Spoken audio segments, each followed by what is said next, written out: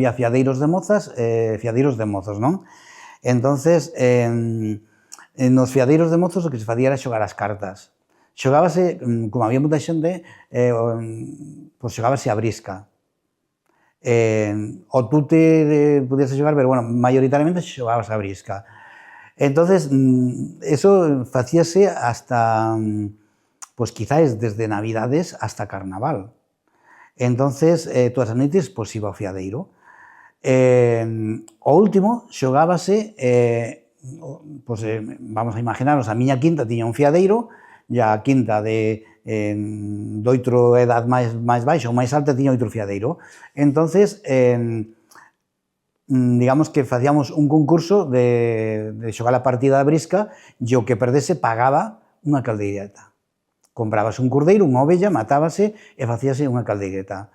Entonces, eso pagaba quen perdía a brisca. Entonces, bueno, pues básicamente nos fiadeiros de homes ou de mozos xogabas as cartas e nos fiadeiros das mulleres non sei exactamente o que se facía. Me imagino que o mellor tejere roupa e tal, isto e aquilo, me imagino. Pero logo sí é cierto que nos rondábamos as mozas. Aí é cando se ligaba.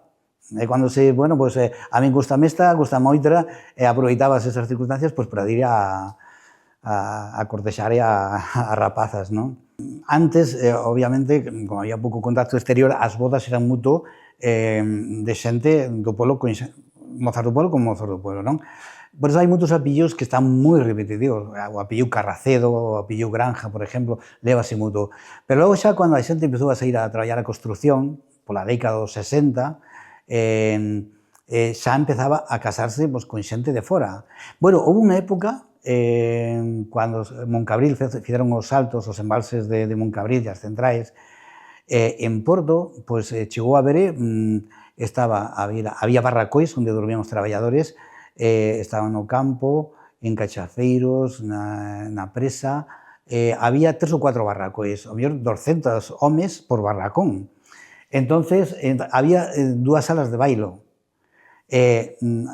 polo que contan, porque anécdotas que che contan, non? Eu eso xa non o acordei, pero había moita movida, porque, bueno, os mozos que viñan de fora, apropiabanse e ligaban as mozas do pueblo, e os mozos do pueblo dicían, un momento, para o carro. Entonces, había cierta competitividade, non?